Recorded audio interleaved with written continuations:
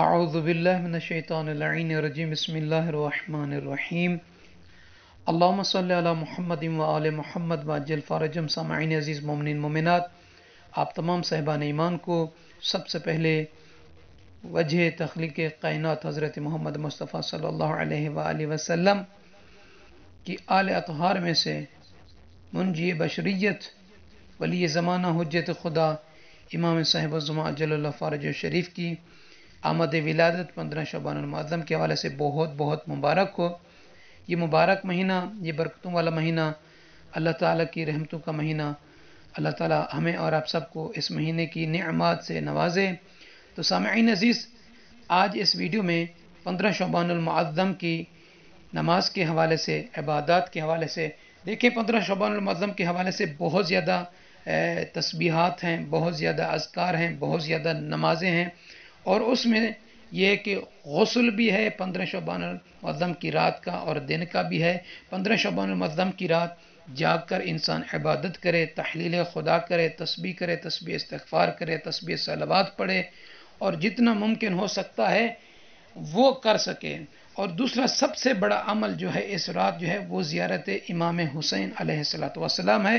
حتیٰ کہ روایت میں یہاں تک کے جملے ہیں کہ اگر کوئی شخص چاہتا ہے کہ 1,24,000 انبیاء سے مصافحہ کرے، تو اسے چاہیے کہ نیمہ شعبان یعنی 15 شعبان المعظم کے رات جو ہے یا دن میں امام حسین علیہ السلام کی زیارت کرے۔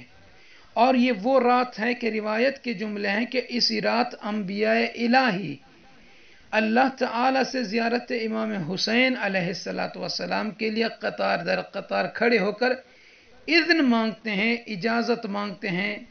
کس کے لیے؟ امام حسین علیہ السلام کی زیارت کے لیے۔ اسے ہم نہیں کہہ رہے بلکہ روایت کے جملے ہیں کہ من احب ان یصافحہ 100,000 نبی و 24,000 نبی فلیزر قبر ابی عبداللہ الحسین ابن علی علیہ السلام فی النصف من شعبان، کہ جو شخص چاہتا ہے کہ 1,24,000 انبیاء سے ہاتھ ملائے، مصافحہ کرے، اسے چاہیے کہ نیمہ شعبان 15 شعبان کو امام حسین علیہ السلام کی زیارت کرے۔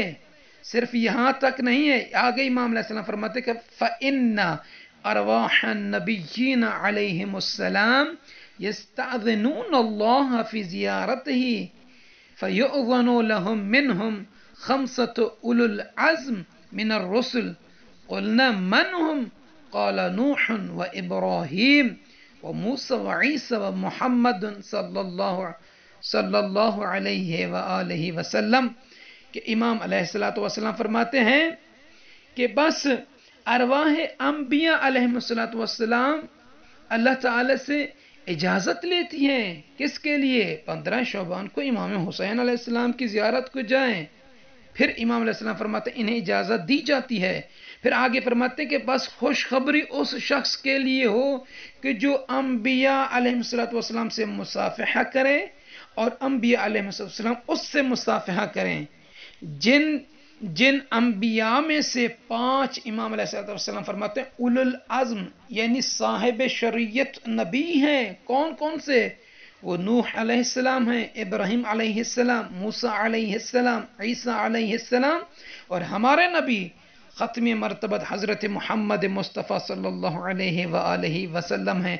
تو یہ دیکھیں کتنی بڑی عظمت والی یہ رات ہے، یہ فضیلت تھی زیارت کی۔ تو اس رات کی کافی ساری نمازیں ہیں جن کو ہم نے مختلف ویڈیوز کے کلپ بنائے ہیں، مگر جو بیان کرنا ہے اس میں یہ ہے کہ امام علیہ السلام فرما رہے ہیں کہ رسول اللہ صلی اللہ علیہ وآلہ وسلم فرماتے ہیں وَمَنْ صَلَّى فِي اللَّيْلَةِ الْخَامِسَةِ مِنْ شَعْبَانَ بَيْنَ الْعِشَاءَيْنِ 4 ركعات يقرأ في كل ركعة فاتحة الكتاب مرة وَقُلْ هُوَ اللَّهُ أَحَدٌ 10 مرات، کہ جو شخص جو کنیز خدا 15 شعبان المعظم کی رات مغرب اور عشاء کی نماز کے درمیان 4 رکعت نماز پڑھے، ہر رکعت میں سورہ الحمد کو 1 مرتبہ اور سورہ توحید کو 10 مرتبہ پڑھے، تو نیت کیا کرے گا کہ میں 2 رکعت نماز پڑھتا ہوں یا پڑھتی ہوں نیمہ شعبان کی 15 شعبان المعظم کی قربتاً الی اللہ، بسم اللہ الرحمن الرحیم کے بعد الحمدللہ، اس کے بعد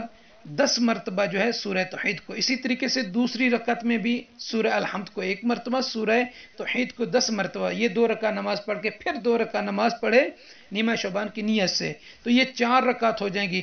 تو آئیے آگے روایت بڑھتی ہے کہ جب وہ نماز سے فارغ ہو جائے تو اس وقت وہ 10 مرتبہ کہے فَإِذَا فَرَغَ قَالَ یا رب اغفر لنا، یا رب اغفر لنا. اس کو 10 مرتبہ پڑھے اور اس کے بعد پڑھے یا رب ارحمنا، یا رب ارحمنا. اس کو بھی 10 مرتبہ پڑھے. یہ ہم ڈسکرپشن میں بھی دے دیں گے.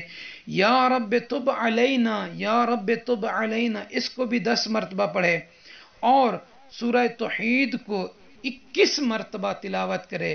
پھر جو ہے 10 مرتبہ اس دعا کو پڑھے سبحان الذی یحیی الموتى ویمیت الاحیاء وهو على كل شیء قدیر. 10 مرتبہ استجاب اللہ تعالی له، اللہ اس کی دعا کو قبول فرمائے گا.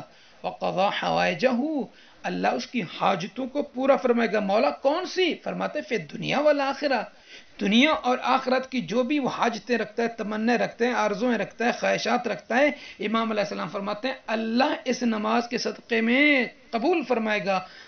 آگے فرماتے ہیں وَأَعْطَاهُ اللَّهُ كِتَابَهُ بِيَمِينِهِ، اور اللہ تعالیٰ اس کی نامہ اعمال کی کتاب جو ہے وہ دائیں ہاتھ میں دے گا. یہ سورہ واقعہ میں جا کر پڑھیے گا، ترجمہ دیکھے گا کہ جنہیں دائیں ہاتھ میں کتاب دی جائے گی ان کی کیا عظمت ہے، ان کی کیا فضیلت ہے. فرماتے ہیں وَقَانَ فِي حِفْظِ اللَّهِ تَعَالَى إِلَىٰ قَابِلٍ، قیامت آنے تک وہ جو ہے اللہ کی حفظ و رعایت میں رہے گا. کون شخص؟ جو یہ 4 رکعت نماز پڑھے گا. تو سامعین عزیز، دعا ہے کہ پروردگار عالم ہمیں اور آپ تمام مومنین کو نیمہ شعبان کے اعمال کو صحیح طریقے سے انجام دینے کی توفیق عطا فرمائے.